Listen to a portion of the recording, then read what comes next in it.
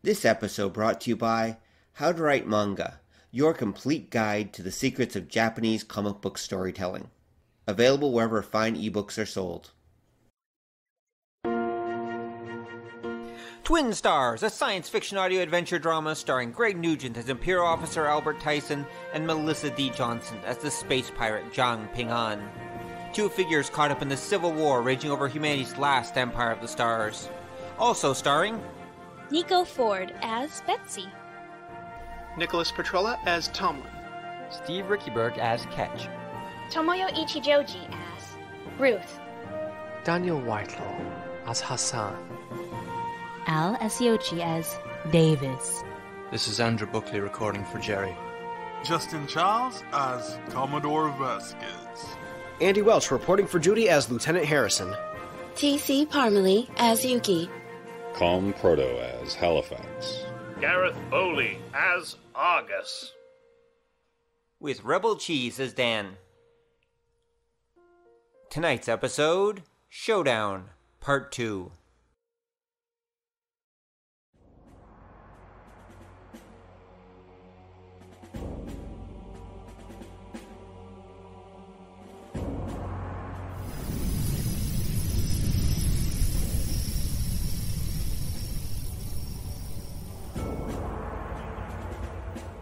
First wave kinetic missiles have gone active. Second wave laser warheads will go active in another 13 seconds. Any reaction from the enemy fleet? They have launched countermeasures and are shifting formation. Show me.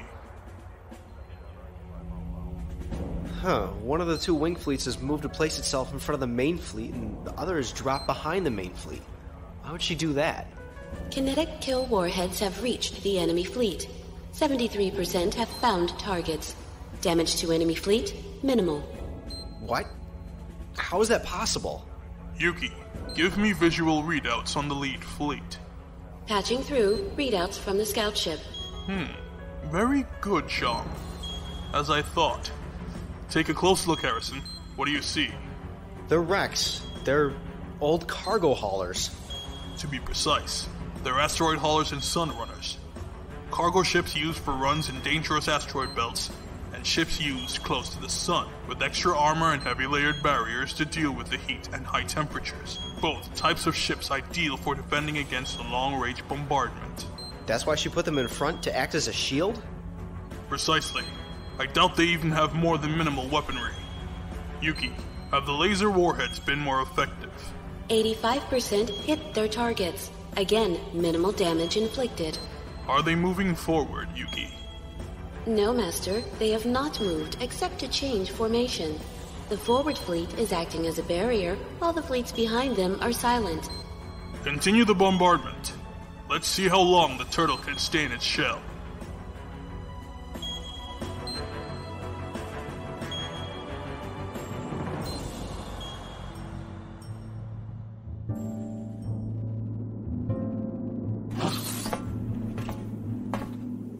Ruth, any change?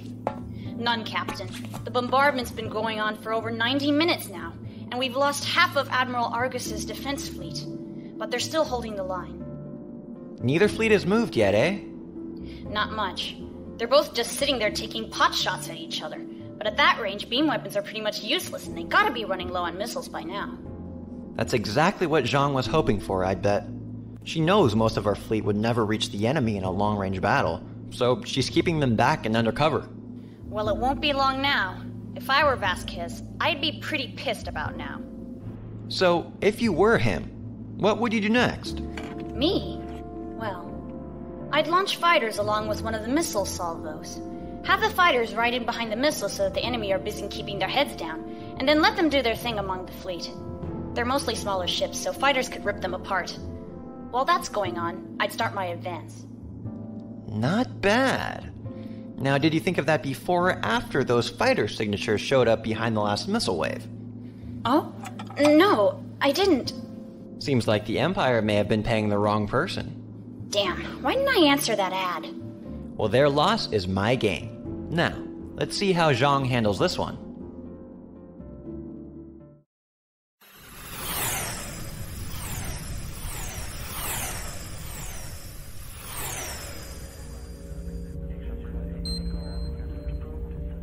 The fighters are all away, Commodore. Time to target is 19 minutes. Master, I have communications waiting from Fleet Captains Amin, Guharti, and Vayer. No doubt each of them wants to lead the charge. They're probably wondering why we haven't advanced yet. Master? Tell them to wait, Yuki. I'll get back to them when the time is right. As you wish. But Commodore, and pardon me for saying so, but shouldn't we take advantage of the situation in advance? Lieutenant Harrison. Yes, sir? Why aren't you thinking like a pirate? I'm sorry, sir. A pirate? Why, sir? Try it for a moment, Lieutenant. If you were a pirate, how would you have run this battle? Well, sir, I guess I wouldn't have done it like this. Tell me, why not? Pirates are skilled ambushers and guerrilla fighters, sir. I'd have played to that strength instead of trying to face us like this in a fleet battle.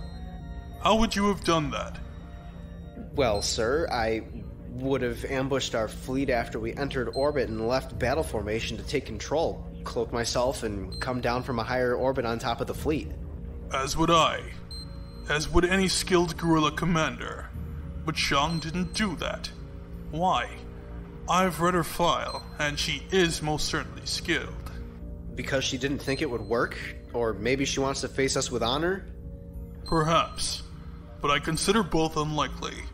She's a pragmatist, not a romantic, and it would work, although the casualties are likely to be extreme.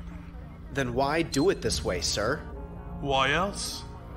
The fleet in front of us is a distraction, there to keep our focus. The real danger is all around us. That is why it does not advance, and that is also why they're not even attempting to hide or evade. So what do we do, sir? Have the sensor techs do deep scans of the area around us, with a focus on half of a light second to either side of the approaching vector between us. I want their findings as soon as possible. Of course, Commodore. And if we locate something? We deal with them, then we deal with Zhang.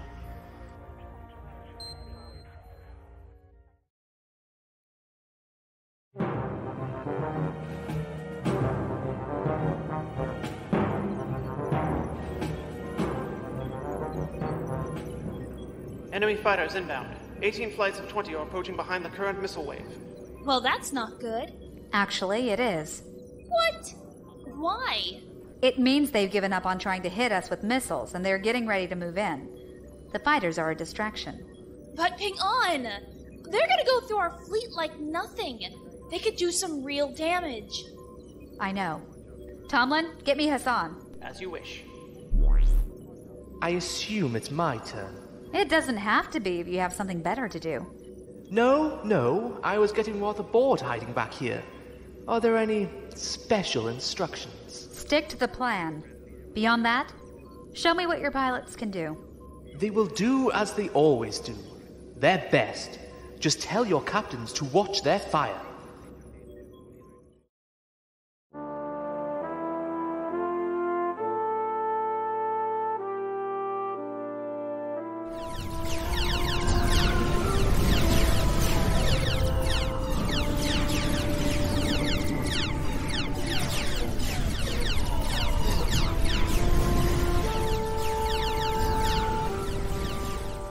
Hey Jerry, you gotta see this. What is it, kid? I'm a little busy here. You! Get over to the fourth plasma battery and find out why Stevens is dragging his ass. Yes, sir. The enemy fighters thought they were being all cool and went right through Argus's fleet for the main one. But then they met our fighters. They are getting slaughtered.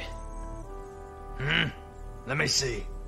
Yeah, that is a beautiful sight. I didn't know our guys were so good. Well, that depends on whether you want to call them our guys. Huh? What do you mean? Most of those fighter pilots are from Admiral Hassan's old clan, and they still fly his colors. That bunch there, those are the Blue Hawks, his personal elite force. They're amazing. Yeah, old Hassan used to rule the roost when it came to fighter combat. His bunch didn't have a lot of big ships, so I heard they did almost everything with fighters. Takes a brave pilot to go up against capital ships in a little piece of metal like that. But his people did it all the time. Huh. So that's why they're so well trained. Oh yeah, you can see it. Look how they almost never break formation, and keep catching the enemy in the crossfire. I used to watch them train. Almost makes me feel sorry for those Imperial boys to die like that. But they made their call. Huh. Well, it's us or them. Yep, us or them. Now let's get back to work, kid. What's the status on Plasma Cannon 29?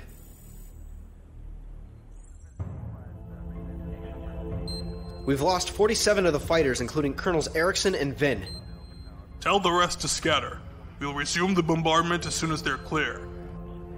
Yes, sir. Yuki, shift to fleet formation Beta 2. We'll begin moving as soon as the fleet is in position. Inform Captain Guhardi she has my confidence. The Acacia will lead the advance. As you wish, Master. Any word of trouble from the scouts? None. Then she's disappointed me, or they're well hidden. Either way, it's time to finish this.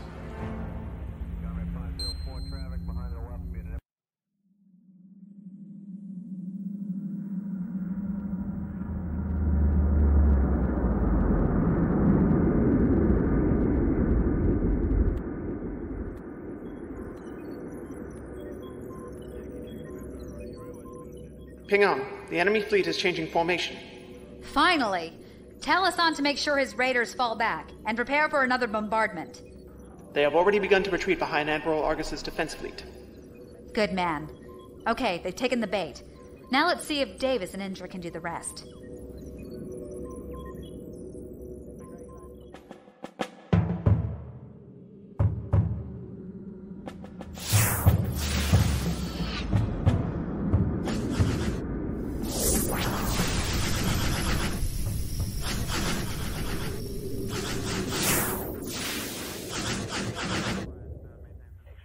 Fleet is advancing at second battle speed. Bombardment of the enemy fleet has resumed. The Black Oak is holding position in the center of the fleet. Good. Now we'll see what our little pirate queen can do in a real fight. Commodore, I have a report from the scout ship Jane Frond. Put it up. Transferring to main screen. It's the planet, but what are those blobs in orbit above it? Yuki, pick one and magnify. That wavering. Could it be solar disturbances? They're ships using camouflage systems. Yuki, give me numbers and plot a course. Approximately 30 contacts, likely cutter class. They're following a parabolic trajectory that will bring them into our rear arc in approximately 4.68 standard minutes. There's our ambush. Sloppy, Zhang. Very sloppy. Should we turn to face them, Commodore? Of course not. But we will give them a most unpleasant surprise. Yuki, I want a firing solution ready when they reach the range of our guns. Let's see who receives the surprise today.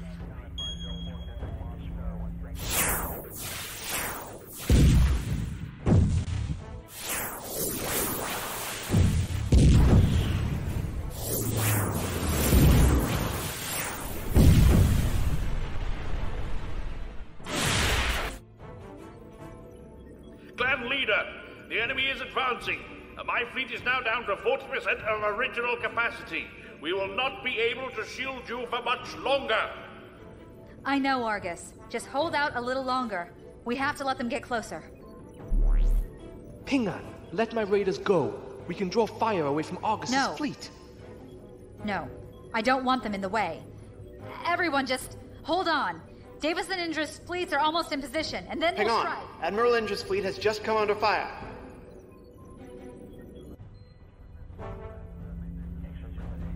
I have multiple reactor explosions. Initial estimates indicate enemy force 80% destroyed. Further estimates unclear due to EM interference from the explosions. Oh yeah! Lieutenant, please. Maintain decorum on the bridge. Have the search continue. She may have other surprises planned for us out there. Oh, yes, yes, of Yuki, course, sir. Our status. We are 100,000 kilometers from the enemy ships and closing to effective range for our secondary heavy weapon systems. Thus will also be when she'll counterattack. Enjoy your chance, Sean.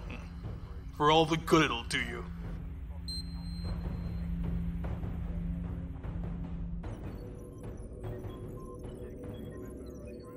The enemy is at 77,800 kilometers. They have now entered the maximum average firing range from our fleet. Bring the ship's plasma cannons online, and tell the fleet captains they're clear to fire at will. Of course, Mistress. You got it. Mistress, the enemy fleet has opened fire with heavy plasma cannons, and I have multiple inbound missile clusters. Oh, crap! No way the defense fleet is gonna hold against that! Betsey, Tomlin, have the fleet scatter! Now!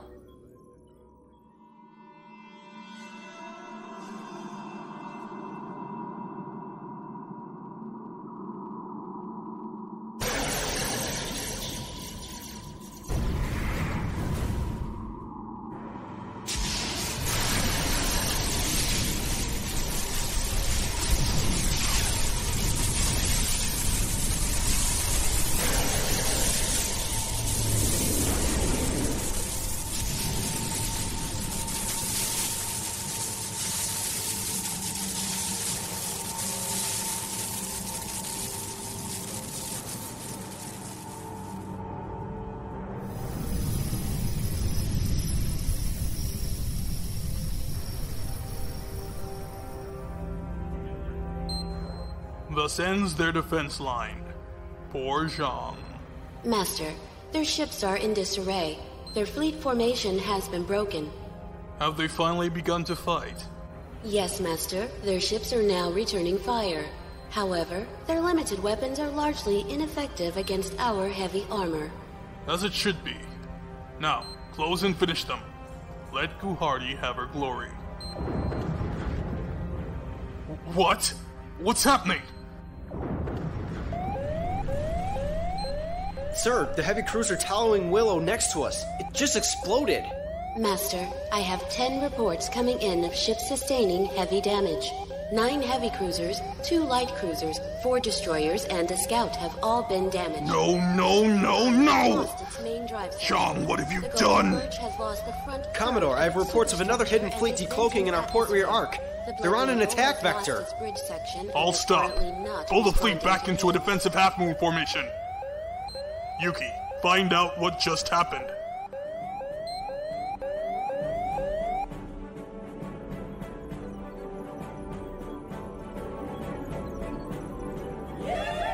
Yeehaw! Worked like a charm! Hang on, you're brilliant! Well, I wouldn't go quite that far. I must agree, Ping-On. Using the ship's explosions to blind their sensors and preventing them from noticing the mass driver fire was an excellent strategic move. It's only brilliant because it worked. If he hadn't taken the bait and destroyed those ships, we could easily have been in a tough spot. Luckily for us, he thought I'd be stupid enough to let my ships be silhouetted by a planet. And the best part is, we armed those mass driver cannon ships with Imperial heavy rounds. They were taken out by their own armor-piercing munitions. Well, waste not, want not. Now, if everyone is done celebrating a premature victory, we have a battle to fight. Betsey, get the fleet back into formation. Tomlin, get me lines to Hassan, Davis, and Indra. We need to press our advantage while he's still disorganized. I owe the good Commodore a visit, and I intend to see to it that he gets it.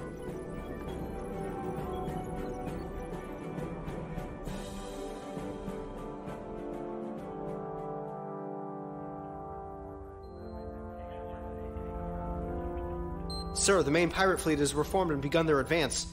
The secondary fleet is also advancing rapidly on our position from the upper port rear quarter. I can see that, Lieutenant. Yuki, have you found the source of that enemy fire?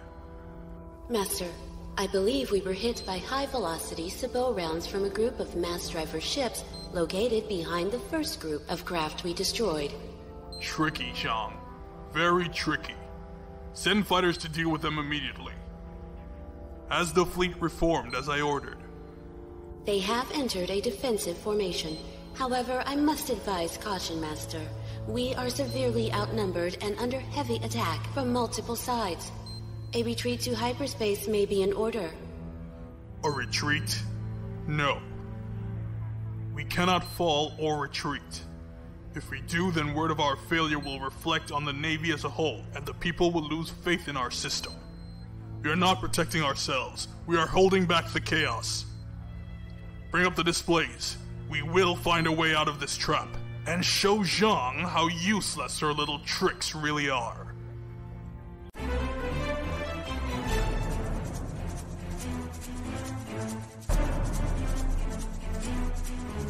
Twin Stars, Book 2, Episode 10, Showdown, Part 2. Written and produced by Robyn Paterson. Opening music Beyond Infinity by Peter Chen. Closing music Victorious Day by Maestro Rage. Additional music provided by the Celestial Aeon Project, Kevin MacLeod, and Denny Steinmesser. Sound effects found on sounddogs.com, the Free Sound Project, Sound Ideas Series 6000 Sound Effects Library, the Premium Special Effects Series, and recorded by members of Kung Fu Action Theater, with special thanks to Bill Hallway.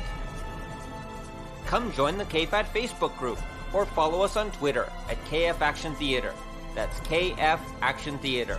And never miss an episode. This recording is licensed under a Creative Commons non-commercial share-alike license, so pass it around, please. This story and all its characters within are copyright 2010 Robyn Paterson, all rights reserved. For more audio action adventure, come to kungfuactiontheater.com, where theater is spelled with an R-E at the end, because that's how it's done with style. Zaijian, bye-bye.